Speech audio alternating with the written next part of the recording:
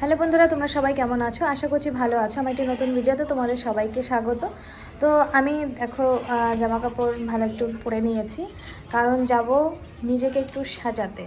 অনেক দিন আমি আমার জন্য কিছু করিনি, তো ভাবলাম যে সামনে এক জায়গায় যাব, তো একটু এই থ্রেডিং করব আর হয়তো চুলটা কাটাতে পারি। তো তোমরা সবসময় দেখো আমার চুলের কি অবস্থা। বাবু হওয়ার পর চুল অনেক উঠে গেছে, তারপরে মেনটেনও করতে পারছি না, ভাবছি কাটিয়ে ছোট করে নেব। তো চলো ব্লগটা দেখতে থাকো। পৌঁছে গেছি পার্লারে, এখানে এটা ওদেরই দোকান, দেখো কত সুন্দর।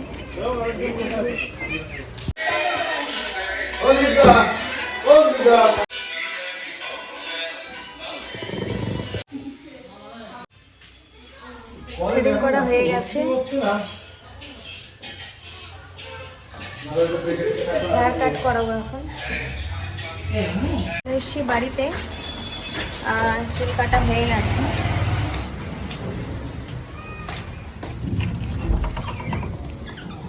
ঘুমাচ্ছে বাবু। এখন ভাজা করব হচ্ছে বেগুন, গরম গরম খাওয়ার জন্য দুপুরবেলায়। তো বেগুনে নুন হলুদ মাখিয়ে রেখে গেছিলাম পার্লারে, এখন গরম গরম ভাজবো। আর একটু বাদাম বাটা হবে। আর দেখো দাড়িওয়ালা মানুষ আজকে দাড়ি কেটেছে, দুর্গাপূজার পরে ফার্স্ট টাইম দাড়ি কাটলো।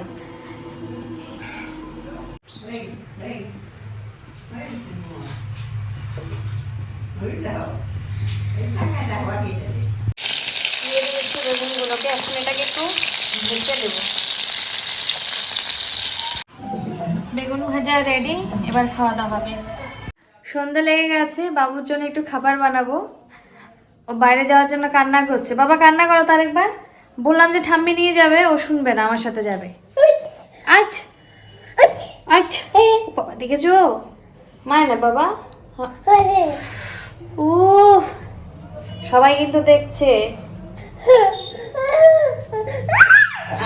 যা ঠাম্মি, ঠাম্মি পেয়েও নিয়ে যাবে, যা তুমি।